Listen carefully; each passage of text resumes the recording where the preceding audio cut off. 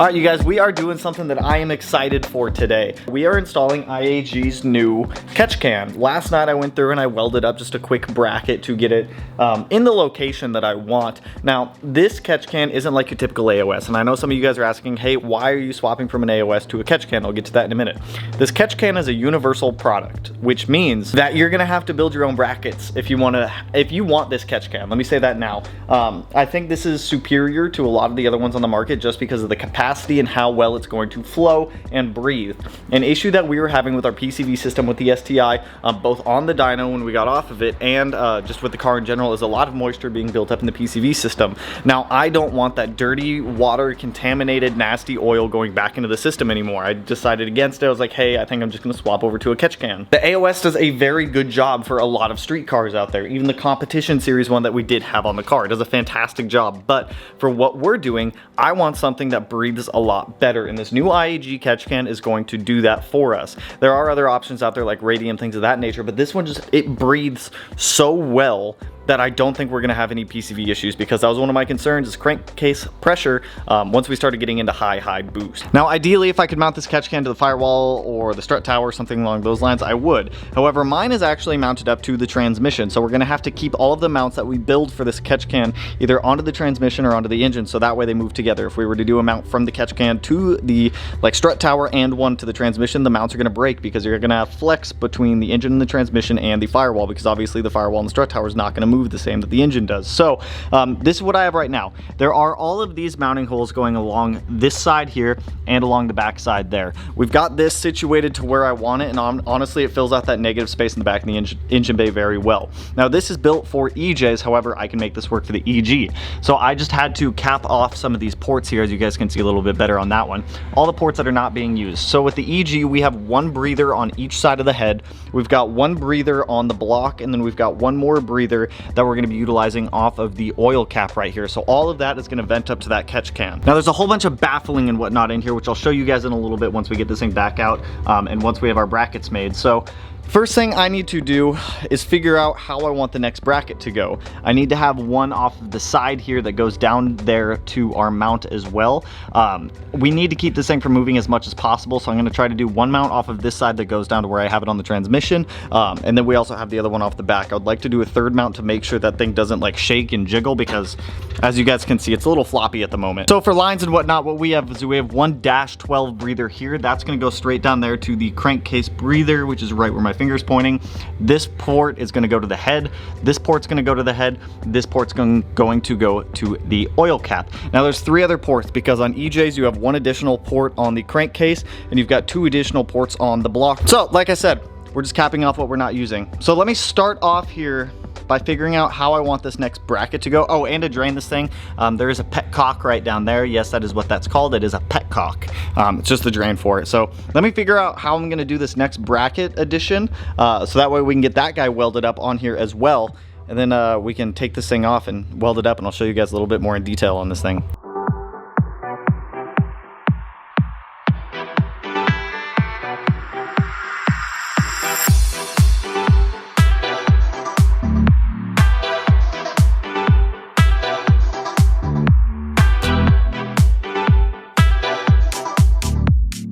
You guys, my welding isn't perfect, but it's definitely getting better. This new cup that I got, the TIG welder, dude, that thing works so much better than what I was using before. I was using one of those tiny little 8s.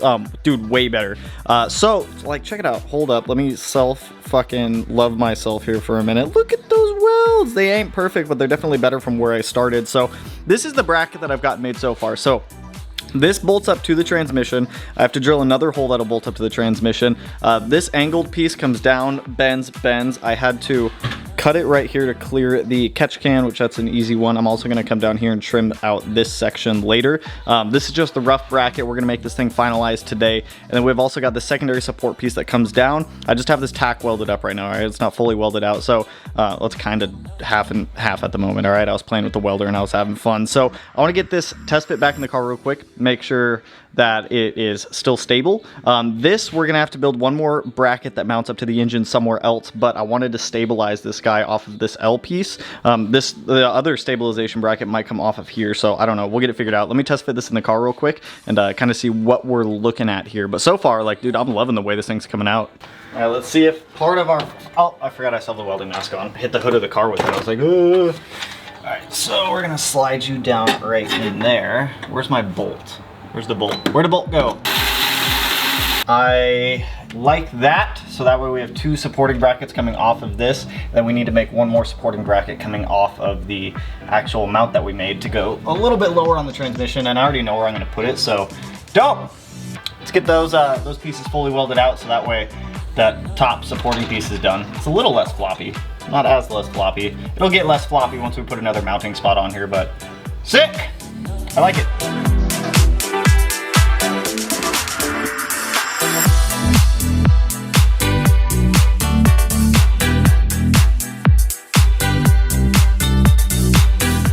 So I've got that first portion of the bracket all welded up, and I gotta say, I am so freaking proud of myself on this last weld that I did. The rest are kind of meh at best, but this last one, dude, oh, dude, I think I'm starting to get it. So here's what we have so far for the mount. So this obviously will bolt to the side of it, that'll bolt to the back of it. That weld right there though, dude, oh my God, that is the best weld I think I've ever done. I had a very difficult time trying to weld in there.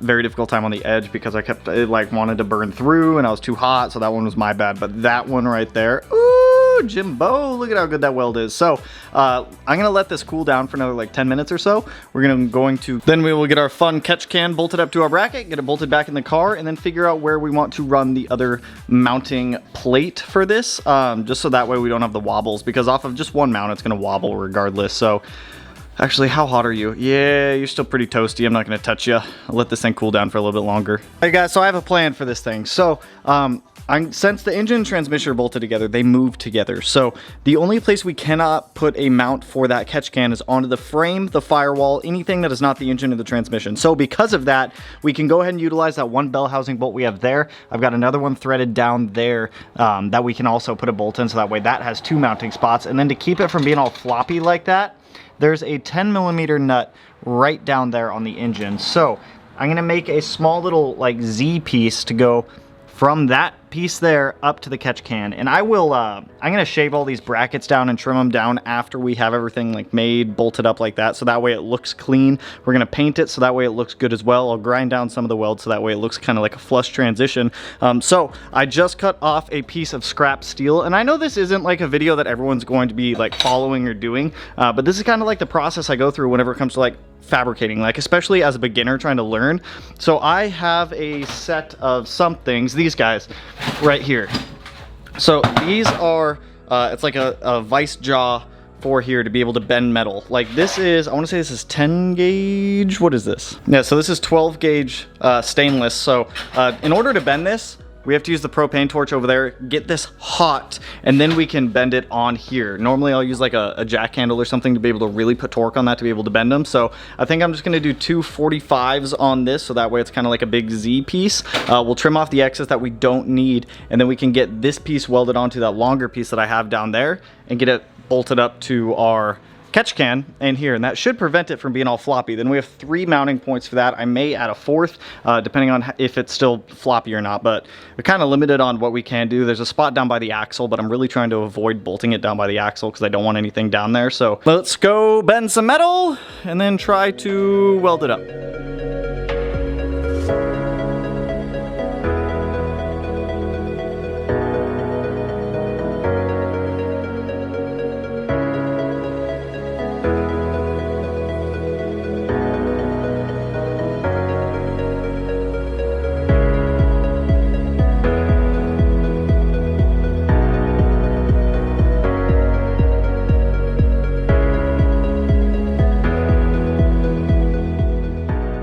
Right, so I ended up welding a tab onto the actual catch can itself down here. Is it still super hot? Nah, it's kind of warm.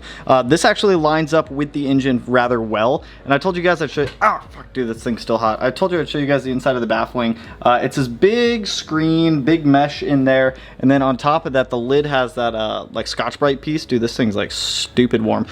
This was very difficult to weld. A, because it's powder coated, so I had to grind off a lot of the powder coat. But B, my aluminum welding still sucks. I just cannot figure out aluminum welding. I just need more practice at it. So the gloopy welds, I guarantee you that it's not going to come off. I made damn sure to make sure that the puddles melted between the bracket and the actual catch can itself, so that way that little tab's not going to come off. Now I need to go get this in the car, figure out where I need to drill the hole on this, drill the hole, then I'm going to clean up that little tab bracket guy coming off of there, so that way it looks decent. DIY stuff, man. This is how I learn. I just do it. Like, yeah, I could pay someone to do this for me, but then I don't get the practice or the experience in doing it. So welding on painted or powder coated surfaces definitely sucks. I grinded down some of it, cleaned it with acetone, and I was still having a difficult time. But let's go see if this fits now. Well, let's figure out where we gotta drill our hole and then see how floppy this guy still is. Where's my gloves? No gloves, no loves.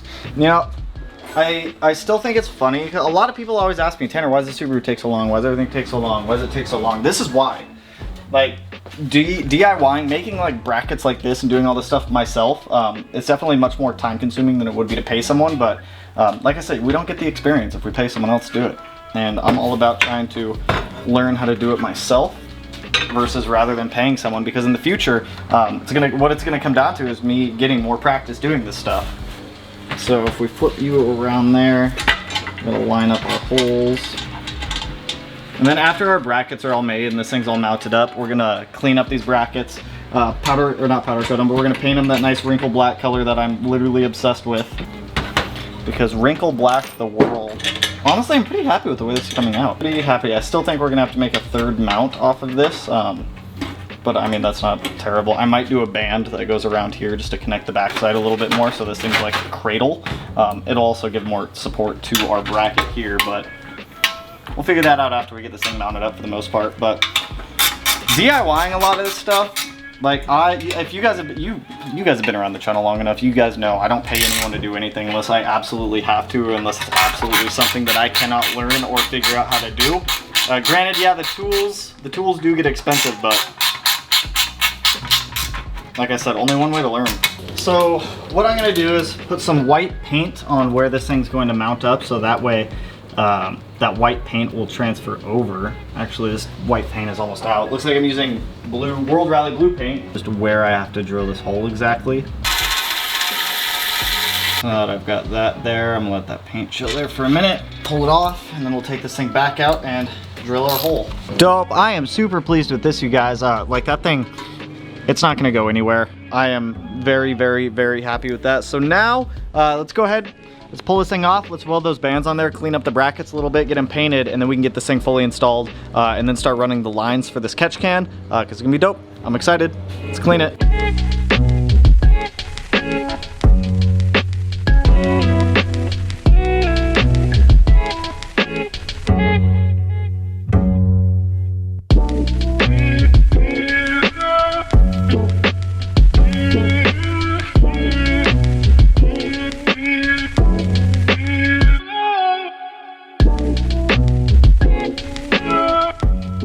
Pretty happy with the final result for the bracket, you guys. So we got both of our mounting holes for the transmission there. That mounts to the catch can, that mounts to the catch can, then we have the other tab on the actual catch can that mounts to the engine. So I just went through and I like roughed this up with some Scotch-Brite. I'm gonna clean this thing off with some acetone real quick, then we're gonna paint this that textured black color.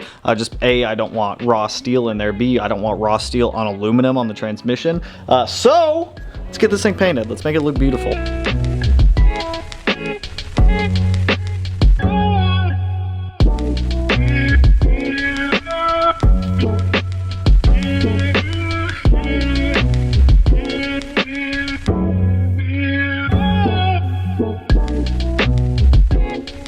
Bracket is all painted. I'm gonna let this dry for, I don't know, probably about an hour or so. I'm gonna go make some lunch. We'll come back out, get this thing bolted up to the car, get the catch can bolted in there, get the catch can also bolted up to the engine. Then we can start making some lines for this thing to get those the stuff. We can start doing the stuff and get the stuff done. So I'll see you guys in like an hour. All right, our bracket should be all dry here. So I'm gonna go ahead and get this thing pulled off, get it mounted up on the car. Then we'll get our catch can put up on here, and then we can start making the lines for it. So that way it's just one less thing we gotta do. And I'll show you guys kind of how I'm doing it. So if you guys are doing this, you can too. And now I can actually bolt this up.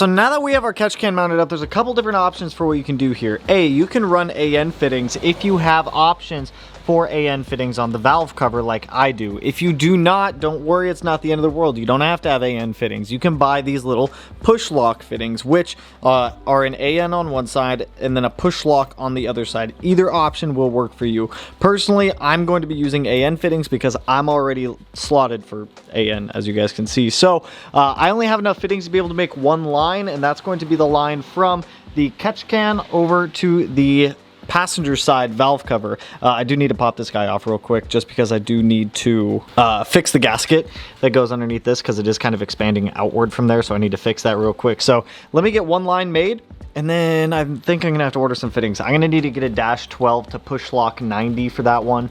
I thought a 45 would work. I don't know why. I obviously need a 90 though. So let me make one line real quick and we'll kind of see how we're looking here.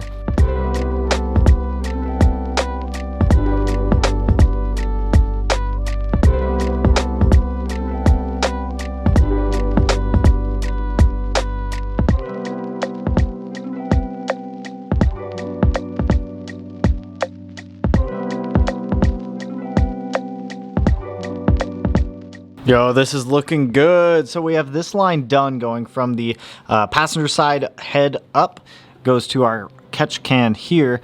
That bigger line right there is the one that's going to go to the oil cap. So I'm waiting for the oil cap to come in, so this will sit right about there. Wrap back and around, go to the catch can. I need to order one dash 8 straight for there, one dash 8 straight for there, and then I need to get the dash 12 90 with the hose to go down to the block breather down there. And then our catch can's installed and done. So while I'm out here, I'm also gonna knock out a couple smaller things on the car. I got the vacuum line in for the boost control, or the blow off valve, not the boost controller. So I'm gonna get that ran over to the intake manifold, as well as redo the lines for the fuel pulse dampers going up to here. And then where did that other 1/8 MPT go? I don't remember. So I'm gonna figure that out. So I'm just gonna clean up some more small things. I have decided I actually am going to use the oil pressure regulator still. I watched a whole bunch of videos on it. I'm just gonna send it and use it. I was actually using this thing wrong before. So there's a port on the bottom that's actually a drain to go back to the head or back to the sump, wherever it's going for you. So I need to get another 1/8 ORB or dash 4 ORB, dash 4 AN, and then we can run that. I'm probably just gonna like tap it into the head or something. I don't know, we'll figure it out. So dope. I'm gonna get this feed line made from the oil pressure regulator over here to the turbo. Then that's done also, as well as a couple other smaller things. So let's get this thing closer to being driven.